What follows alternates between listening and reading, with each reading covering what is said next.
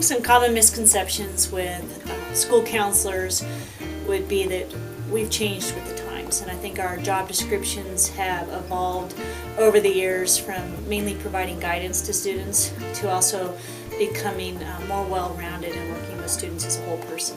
Okay, that's a hard one just because I don't think very many people know anything about school counseling.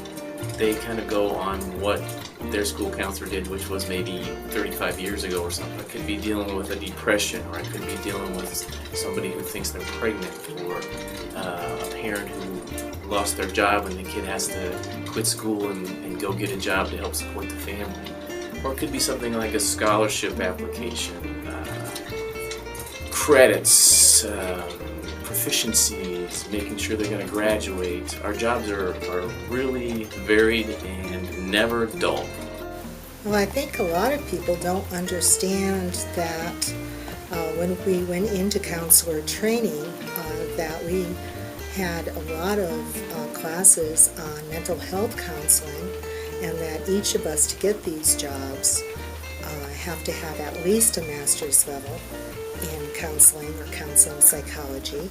So I think that is one of the misconceptions, is that we just do schedule changes and testing, and we do a lot more than that. We really work with the student to help them remove the barriers to their success. What I do as a school counselor is work with students on the transition from high school to post-secondary education, whatever that looks like for them. And that's an aspect of high school counseling that I don't think a lot of people might realize is an integral part of the work that we do. Working with the youth and the variety of things that I do with my job. You deal with people all the time, which I really like. It's never dull. I really like my colleagues. I work really well with my colleagues. I love school atmosphere. I've wanted to be in education ever since I was about 6 years old. I just didn't know doing what, and this is a perfect fit for me. So. What I love about school counseling is the variety. I'm never bored. I come to school and I don't know what's going to happen that day. I might have a rough plan for the day, but at any time that plan could change, depending on who walks through the door or what happens. Sometimes we have tragic things happen in our building or to our district, and we have to react and go in crisis management mode with those. Or I may spend my day mainly talking to seniors about what their plans are for next year. So the variety is wonderful because I am not doing the same thing day after day. But one of the things that I love the most is working with the kids. Teenagers are so interesting. They are never dull. There's always an unexpected little situation that walks through my door with a student, and I like the variety. I like the fact that these kids are merging from children into adults, and so day by day they're changing and they're growing and they're developing their own ideas, and it's just fun to work with teenagers. For the most part, what says between the student and the school counselor is confidential. That allows the student to come in and visit with us and feel comfortable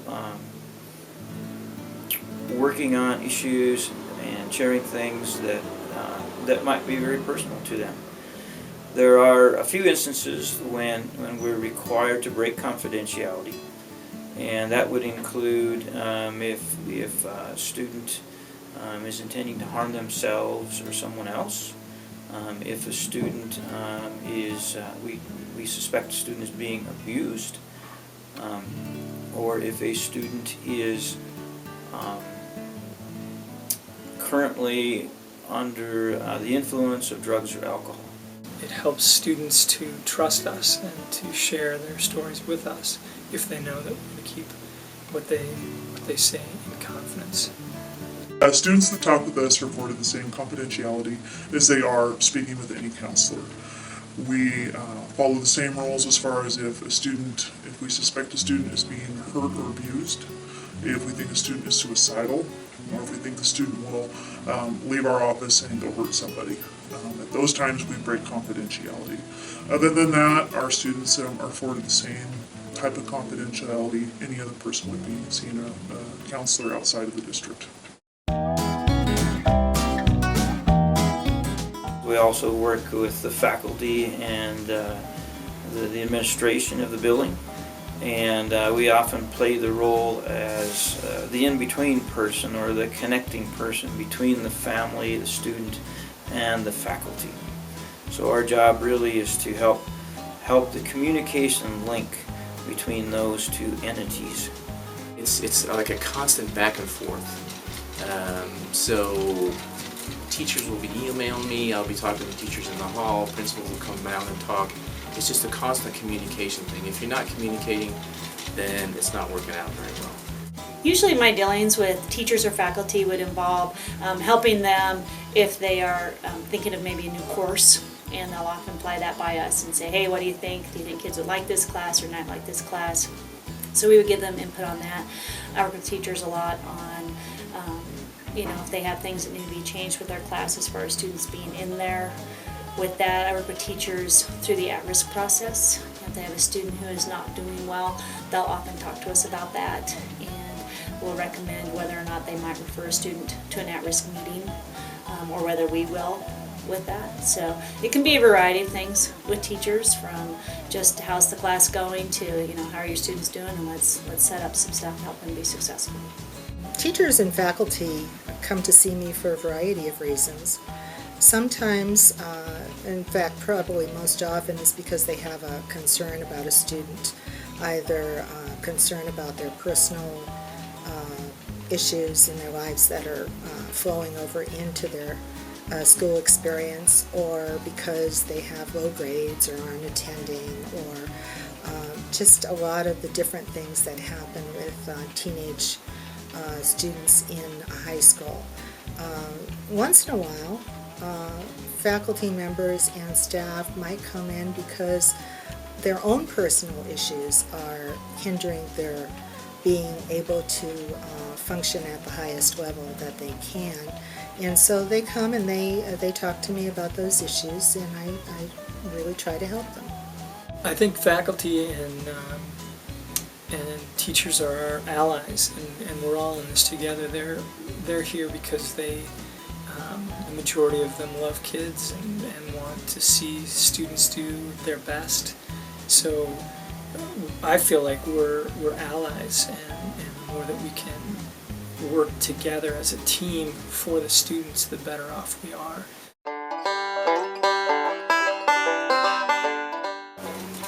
Good communication, going out in the hall, making sure that you say hello. When parents call you, call them right back. Students come to see us for just about anything, and I want my students to know that they can do that this is a place where it doesn't matter what it is. They're welcome to walk through my door, and I will visit with them about anything that they need help with. And again, whether it's simply, what am I going to take second semester, to having some very serious issues in their life, and whether we need to decide that we refer that student on to a counselor they can see more full-time or not. So I really want, and I think our department wants students and parents to know whatever they need help with, that's what we're here for. Parents come in for a lot of reasons also, from how's my student doing with their credits, are they on track to graduate, or if there's something serious going on within the family, if there's been a death, they'll often notify us and let us know so we can work with the teachers to make sure that student's being taken care of. So parents come to see us for a wide variety of issues, and in the last few years a lot of that's involved the Hathaway Scholarship, and talking with parents about how Hathaway's impacting what students need to take with us and what classes they need to make sure they're on track for that.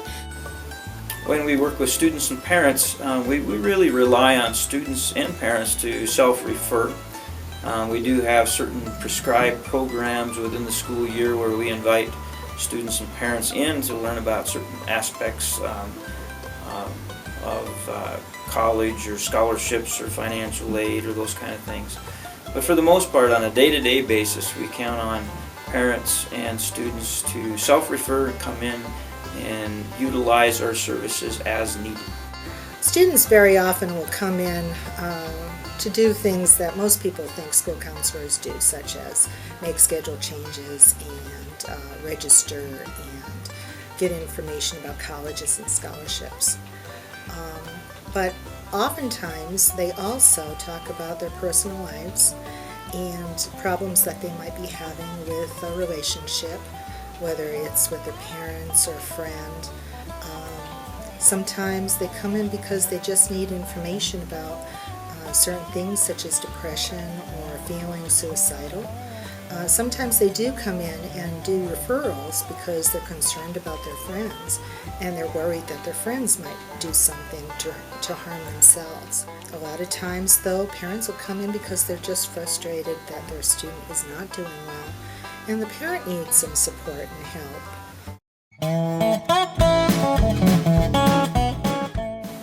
So one of the things that I think about counseling and on a day-to-day basis is that it really is a life of interruption, because students will walk in with questions, and while you're working on something, you'll get phone calls from parents asking questions.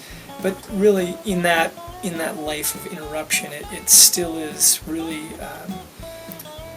it just helps you to be able to deal with a lot of different things at one time. You have to keep a lot of proverbial balls in the air as you juggle life and the ability to work with a lot of different things at one time. So it's good, it's exciting, and it's fun. It does keep you on your toes.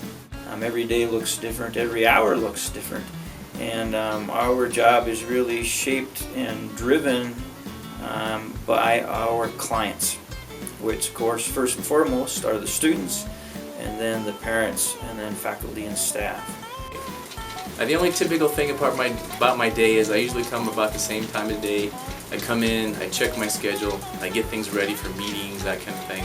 But then once people start showing up and phone calls start coming in and emails start coming in, you just never know what's going to happen with that day. So I'm not sure there is a typical day.